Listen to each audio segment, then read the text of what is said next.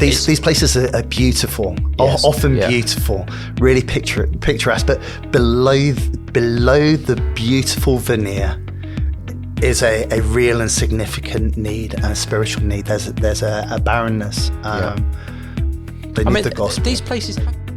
Hello and welcome to Independence, the FIEC podcast for church leaders. We're here today to talk about rural church ministry, and I'm joined by Rob Scothern. Hello, Rob. Hi, Adrian. Who's from Bakewell. If you've ever been to Bakewell, you might think it's full of people, because it often is full of people. But how many people live in Bakewell, Rob? Bakewell is a small market town of 4,000 people. 4,000, okay, 4,000 people. So a small town, almost large village kind of size. Doesn't take you long to go from one side to the other, does it? Now, let's stop, let's pause. We're here to talk about rural ministry. So you're already thinking, if you're listening and you're in a rural area, you're thinking, great, at last, someone's talking about where I am. So please stick around. We want to encourage you and support you if that's you. But if you're not in a rural area, as many listeners will not be, don't switch off, right? You need to learn about the joys and the challenges of rural ministry, because if we're really serious about reaching Britain for Christ, we need to reach rural areas, don't we? So everybody should be interested in this subject, right? Yeah, I mean, absolutely. I think of Luke 14. Jesus tells the parable of the great banquet, and he sends his servant out into urban places. Jesus cares, the master of the banquet cares about urban places. He comes back and there's still room, and he sends a servant out into the country lanes. There's going to be a great banquet, and the Lord is inviting and bringing people into that banquet from urban places and rural places. There will be people at that banquet with mud on their shoes. Oh man, because they've come in from the rural places. So let's just do some facts and figures so we get this right. How many people live in rural areas in the UK, roughly? Yeah, we won't hold you to this, but roughly. I think there are different definitions of rural, but one of the ones that the Rural Project have been riffing off is a government stat that something like 10.6 million people live in rural communities across Great Britain. 10.6 million. That's a lot of people, to use that Jonah language, who don't know their right hand from their left. Because you were just saying to me, as before we started recording, that the number of people who would be a Bible believing evangelical believers in Bakewell, less than 1%. You think? I think so. I really want to be generous when we talk about these stats, but something like. And that means, it seems to me, that if everyone in Bakewell who is an evangelical came to one church and didn't travel out to other churches as people do, or go away for holidays as people do, and was there every Sunday, so basically not like reality. But if everybody came to one church, there would be less than 40 people there. That's what that means, isn't it? If it was just people in Bakewell, which is quite sobering. Just Bakewell. Yeah, it's quite sobering. Now Bakewell is not just Bakewell, of course. So tell us a little bit about how Bakewell works. It's a market town, right? So how does that work? How does it function? Yeah, I mean, just to talk about our church gathers in Bakewell, and a small number live in Bakewell, and the vast majority of our households travel from the villages. People who are listening and not watching will not see that your arms are spread wide at this point. You can't take the preacher out of the man. Yeah. So the national park is 550 square miles, and there's 100 surrounding villages, and people from some of those faraway villages come and gather into our church. And when you say village, that will be different things. I mean, some of those might have a pub and a community centre, maybe. Some of them might just be like almost like hamlets, right? Is that right? Yeah, I would say we've got 100 villages, which are more significant communities of say 50 to. So there might have been a parish church there, or 200 something like that. people, okay, yeah, right? Yeah, and then you've got 1,000 farms and hamlets also in the national park as well. So our church gathers from all of those areas to Sunday gathering, and Bakewell will bring in exactly the same way, not thinking about the church here, but Bakewell, the town, will bring people in for secondary school in the same way. Yeah. From those farms, there's an agricultural hub that meets every Monday in the agricultural business centre. So the farmers come in, and that's their centre of community as well on the Monday. So you need the co-op. There's a co-op. Yes, We've got an LD. Yes, yeah, I know. I've been to it. So Bakewell has a real identity as being a hub of the national. So it's the right place to have a church in terms of sort of reaching out. There's a sense of people are used to coming into that centre. But let's just talk about this a bit more in bold terms. You know, we're talking, aren't we, about reaching the lost. We're talking. It'd be very easy to talk in terms of rural ministry about nice places to live, about the countryside life, But we're talking about people who are lost without the gospel, and the desire of all of us, wherever we are, whether you're ministering in a church, in an inner city environment, whether you're in a suburban environment, rural, whether you live in a tower block or whether you live in a palatial manse. Do those still exist? I don't know. You should want people to be saved. And that's what we want, isn't it? We want people from all places to be saved. And that means if Britain's going to be reached, rural places need to be reached. Yeah. And I'm really encouraged when I talk to people that live and minister, belong to churches in rural places. They don't see this in opposition to the real need in urban places. Those that are, areas of poverty as well. There's a real need. Jesus loves those people, and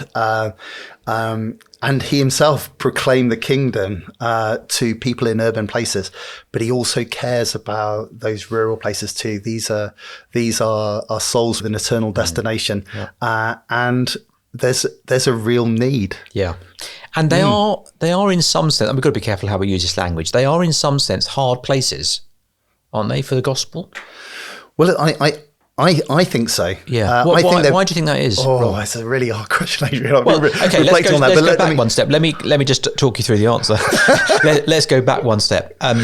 Why do you? I mean, just observing. Let's talk about rural places in general before we get to the gospel. Let's paint a picture. Let's just give some indication of what it's like to live in a rural place. What are some of the challenges for people living, just ordinary folk living in a rural place? What are some of the challenges? What are some of the features of rural life that make life challenging to a certain extent? Yeah, I mean, to answer that question, I have to recognise that different rural places have look and feel so very. We've got to be careful. It's okay. That's a helpful rebuke to me. We've got to be careful about flattening and just saying, well, this rural place is just like that rural place. They're all very different. Yeah. Okay. So for example, in the national park, there's limitations on the amount of building that can take place. Right. And very.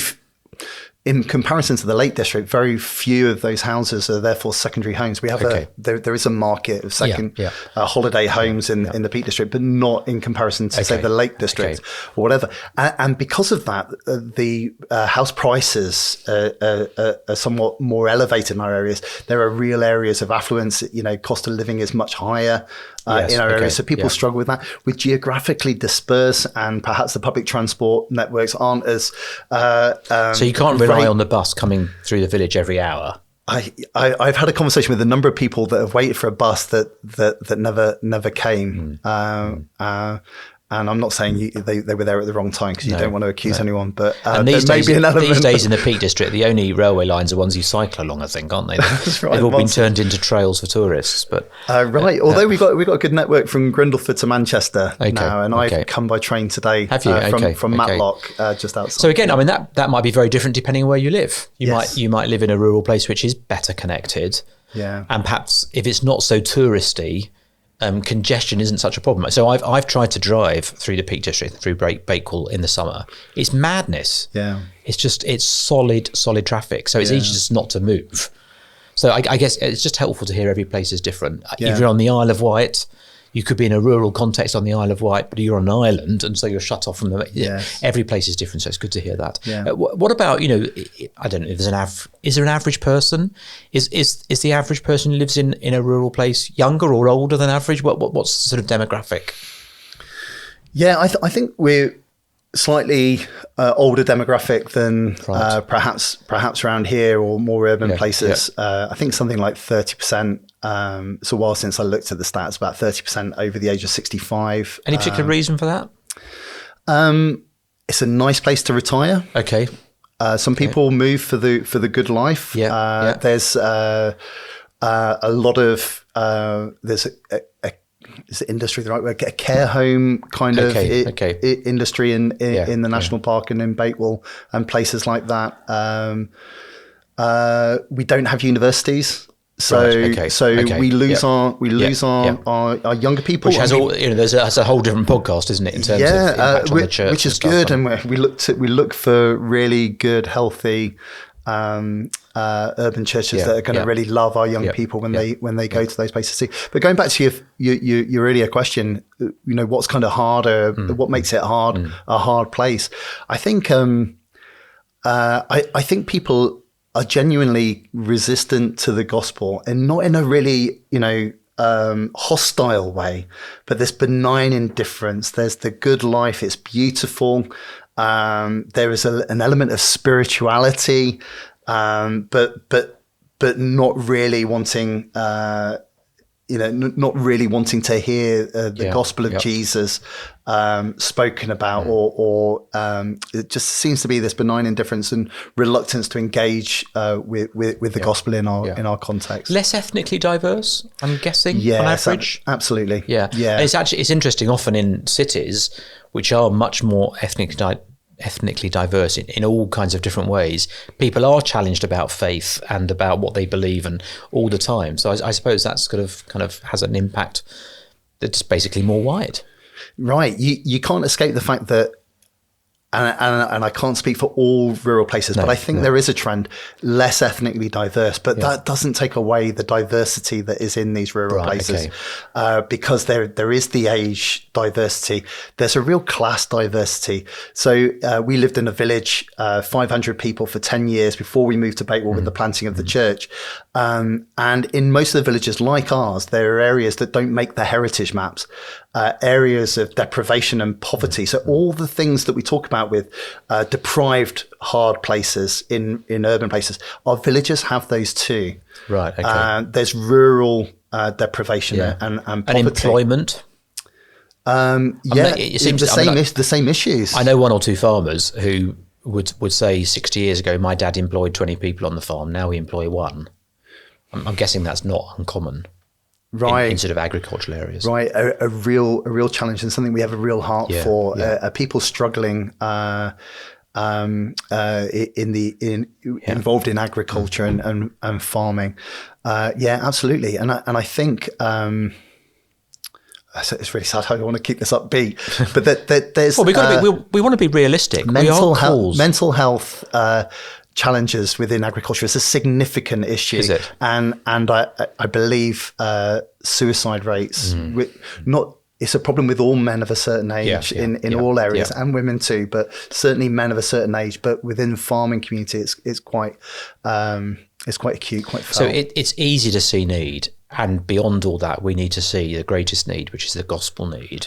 Amen, Adrian. And these places are beautiful, often beautiful, really picturesque. But below the beautiful veneer is a real and significant need, a spiritual need. There's a barrenness. They need the gospel. These places have been touched by the gospel in the past. Lots of them. I mean, it's extraordinary, especially the way Methodism really took hold in many villages and rural places. But as Methodism has died out really catastrophically in the last 20, 30 years, gospel witness in these places has catastrophically died out, hasn't it? I mean, presumably these villages around you, they may have a parish church, I guess, but I'm guessing not many of those would have a weekly service with an evangelical. No, and they really struggle to meet the needs of in those chapels, even if they're ministering to only a few people in these villages. So they have to rotate what they're doing. But no, I mean, during the evangelical awakening, people heard the gospel. I've got a hero of mine, William Bagshaw, if anybody wants to research, he's called the Apostle of the Peak. Yes, born, grew up in Tideswell. Anyway, traveled the area proclaiming the gospel. Wonderful stories of in the same as the time of Wesley and Whitfield. People heard the gospel, they responded in repentance and faith. Buildings were constructed so that people could gather and meet, and it's wonderful. And you've got the remnant of these chapels, and some of them are still a gospel witness in those areas.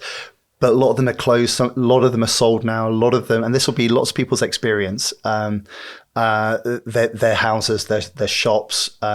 There's no longer the gospel witness that there once was. So the Peak District has given us three wonderful things. The apostle to the peaks, apostle of the peaks. Mrs. Booth, from one of the founder of the Salvation Army, joint founder of the Salvation Army, was born in Ashbourne.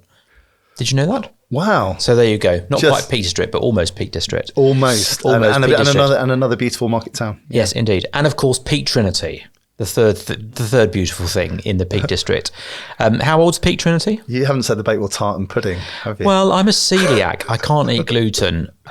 So actually, Bakewell tart and pudding. There is one place in Bakewell that will serve me a gluten-free Bakewell pudding, but it's not good for me. Okay. Yes, let the viewer understand. There we are. The third beautiful thing in the Peak District is Peak Trinity. Tell us just briefly the story. How old is the church? Adrian, we'll be 6 years old this Sunday. This Sunday? Yeah. Happy birthday to you. Yeah. Happy birthday to you. I feel like I feel like we haven't done enough for this Sunday to mark it now, and my head's kind of going there. God has been so good. How many people? Numbers are not everything. We know that. But you started from scratch with zero, or with you, and a few others. So how many people would gather on a Sunday now at Lady Manor School? It varies. So if it was a Sunday during... If everyone was there. Well, I'm going to say, if it was a Sunday in the summer holiday, because we get a lot of tourists, we were about to burst out the building. I mean, some Sundays were just taken by surprise in the summer holidays. But no, usually we'll be... more than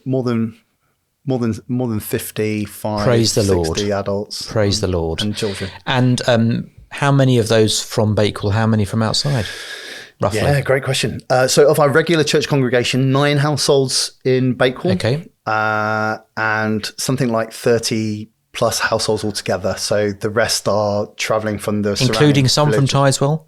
Yes. Isn't that great that heritage? I knew that. Isn't that great that heritage has continued? It's it's really great. The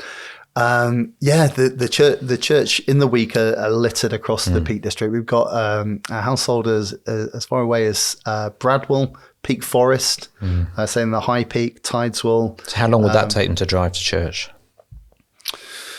How long should it take them to drive? Okay. No, I'm joking. 30 minutes. Yeah, okay. But then it's really important that we see that church is more than just that Sunday gathering, particularly in all contexts, urban and rural. So we look at our home groups to be more geographically located. Right. Okay. So they would be more reflective of where people are located at the moment. Yeah. So the leadership of that group that catches Bradwell and Peak Forest is based in Tideswell. And you're beginning to touch on some of the challenges really of operating in a rural area. I guess one of the key challenges is dispersal. People are dispersed. They're not all within walking distance of the church. Can't be really. They're dependent on a car, and these places are dispersed. You were saying to me before we started recording that the kind of the model of the secondary school is not a bad one to think about. Where do people go to secondary school? So presumably some of these little villages still just about sustain a village primary school, do they? I guess in a few places. Yeah, but no secondary schools outside of Bakewell. I mean, in the surrounding area, you're going into Bakewell, aren't you, for secondary school? Yeah, so you've got a secondary school in Matlock, which is one of the market towns to the east of us. Secondary school in Bakewell. There's a secondary school to the north, so just south of Sheffield in Hope. Buxton. Buxton will have a few secondary schools. So Buxton's a bigger town of about I don't want to quote what the population is, but seeing how people travel to school, that's not a bad model for understanding how places work, right? That's a good model. Yeah, right. So though they might have a village primary school, They're served in the Bakewell catchment area by Lady Manners School, which is where we actually gather as a church on a Sunday, and in the same way that on our church on a given Sunday, there would be a few of us that will walk to the school, where the church is.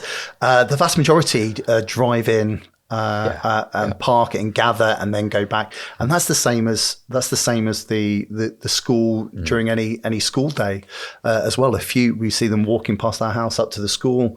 But most are bussed in from the area and then dispersed. So we must see church in rural places as more than the Sunday gathering. Okay, more than that event. Yeah. We must see churches as a family that are connecting through the week as well as on a Sunday. How you're organised and structured actually is more than just a question of pragmatism. So in a larger church in an urban context, that might be more a question of pragmatism. You can mix up your small groups. So I'm just thinking about an article one of our staff wrote about small groups. Really, really helpful article for us. Just how to mix up your small groups and just refresh them. You're thinking an entirely different way because you're not thinking about the small groups serving everybody. You're thinking about there's a small group for that geographical location. So you can't just mix up your small groups. They're serving a slightly different purpose, aren't they? Is that a good example of just what you're talking about there? Yeah, although we're obviously seeking to balance, we have to go pragmatism again. Of course, ideally, they're serving a geographical area, people in the same village, being together. But sometimes we have to balance. Yeah, you could get all the weird people in one group. Is that what you're saying? Pastor Rob said. So of course you have to do that. You want someone who can teach in each group. That's a real challenge, right? Yeah, of course you do. But we're looking at equipping God's people on a Sunday to go out into the villages in their workplace, those that are working, to be a light in a place of spiritual darkness. We want to be equipping people to be good neighbours in their village. Is it harder to invite someone to church somewhere where you don't live? So you live in Tideswell. Is it harder to say to the person who's your next door neighbour, come along to church with me on Sunday, we meet in Bakewell? Yeah. Is that a harder thing than if you're just all in the same area? Do you know it's a really hard question, whatever context you're in, isn't it? Go on. For anybody to say, would you like to come to? But we need. I just want to say, I'm just going off piece there. I just think that's something we need to be doing regularly, whatever context, isn't it? And overcoming the barriers to just extending that invitation. But maybe it's geography, maybe it's transport, maybe we need to be thinking, how can we help? If those people were interested, how can we help them get to church? There may be people that just aren't mobile, not able to drive at the stage of life or whatever. How can we help? How would we help those people get to church? So I think I'm not qualified to say whether the response we get is any different to an urban place, but it's usually along the lines of, that's very nice, but then there'll be an excuse why not to. But people do respond. But I tell you what we're seeing as a positive response to an invitation in a rural context is it comes from something that we heard from Jem Wilkins. If you've ever heard of any of Jem Wilkins' podcasts or anything like that, whether I've heard the one you're about to quote, I don't know, but I have heard some of her stuff. Big favourite in our household. And one of the things we were challenged about being more missional in our context was creating a culture in our family where the children, as well as us, can just speak to our friends. This is our children too, and say, "Would you like to come back to my house for tea?" Okay. So actually, the main event that we want to invite people to is not necessarily the Sunday gathering, but actually our lives, right? And our tables and our That's homes. The thing that's compelling. Yeah. Yes. Yeah. And sometimes our children do extend that invitation, and we're taken by surprise, and we have to remind ourselves that it was us that have encouraged that in the thing. Yeah, it's a good thing. In the first Tell place. us a little bit about the Rural Project. You mentioned that right at the top of the show.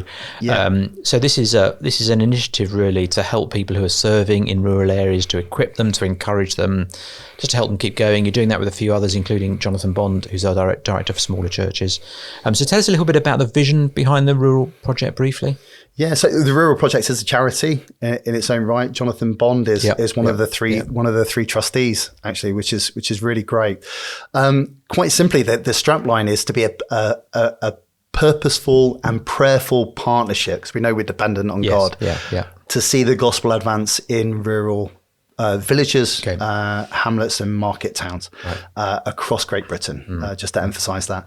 And that purposeful partnership, the aim of it is to not just bring rural people together, but urban churches, rural members, urban members, donors together to see the gospel advance and together to catalyze more evangelism in rural places, together to catalyze revitalization of these chapels that are being left like ships with a retreating tide. That together we catalyze church planting, new works in areas where there are no gospel witnesses and a real spiritual We want need. to reach those 10.6 million people. Amen. The Lord does not desire the destruction of the wicked. Yeah. Any of the wicked, and neither should we. Yeah. But what the Rural Project isn't, I know it's about what it is. Yes. That was the question. But what it isn't is something to displace in our churches the great networks that we belong to. So our church, as an example, belongs to the FIEC. We belong to Midlands Gospel Partnership, and these serve us so well. They all do slightly different things. So what we want to do is and what is happening, and it's been happening for the last 2 years, is have this partnership which is much more narrow in scope.